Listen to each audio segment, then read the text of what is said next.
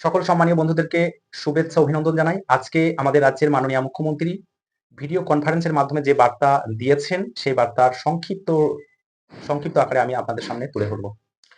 আজকে মাননীয় মুখ্যমন্ত্রী তিনি জানালেন যে সুপ্রিম কোর্টের নির্দেশ মতো আগামী ৩০ তারিখের মধ্যে নতুন করে যে বিজ্ঞপ্তি, সেই বিজ্ঞপ্তি রাজ্য সরকার দিতে চলেছে।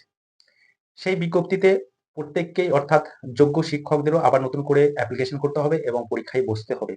অপরদিকে যে যোগ্য শিক্ষকদের জন্য পুনরায় রিভিউ পিটিশন করা হয়েছে সেটা অবশ্যই থাকবে, সেই মতোই চলবে। তো পরবর্তীকালে ছুটির পর সরকার তার পরবর্তী স্টেপগুলো নেবে। তো আজকে যে গুরুত্বপূর্ণ ঘোষণা করলেন সেখানে তিনি অবশ্যই জানালেন যে আগামী ৩০ তারিখের মধ্যেই রাজ্য সরকার নতুন করে যে এসএসসির বিজ্ঞপ্তি, সেই বিজ্ঞপ্তি জারি করবে এবং ১৪ই জুন থেকে ১৬ই জুলাই পর্যন্ত অ্যাপ্লিকেশন করা যাবে। অর্থাৎ যারা পরীক্ষায় বসবেন অবশ্যই সেই সমস্ত প্রার্থীদের উদ্দেশ্যে বলছি ১৪ই জুন থেকে ১৬ই জুন পর্যন্ত অ্যাপ্লিকেশন করা যাবে।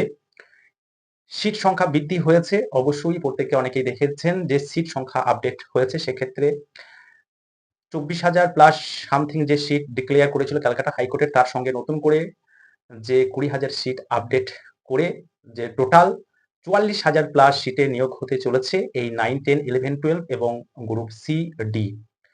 তো আগামীতে কারা কারা এই পরীক্ষায় বসতে পারবে, তো সেটা সম্পর্কে অবশ্যই আপনারা শুনে নিন। মাননীয় মুখ্যমন্ত্রী তিনি বলেছেন, যারা শিক্ষকতার যোগ্যতা অর্জন করেছেন, অর্থাৎ যাদের মধ্যে শিক্ষকতা করার জন্য যে সমস্ত যোগ্যতা প্রয়োজন যাদের আছে, তারা সবাই কিন্তু এপ্লাই করতে পারবে।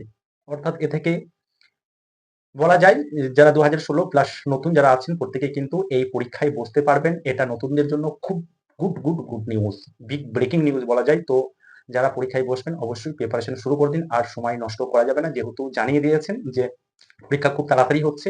নভেম্বরেই কিন্তু কাউন্সেলিং শুরু হবে এবং ডিসেম্বরের মধ্যেই এই নিয়োগ প্রক্রিয়া কমপ্লিট করা হবে। অন্যদিকে একটা গুরুত্বপূর্ণ পয়েন্ট তিনি বলেছেন যে এক্সপেরিয়েন্সের ব্যাপারটা।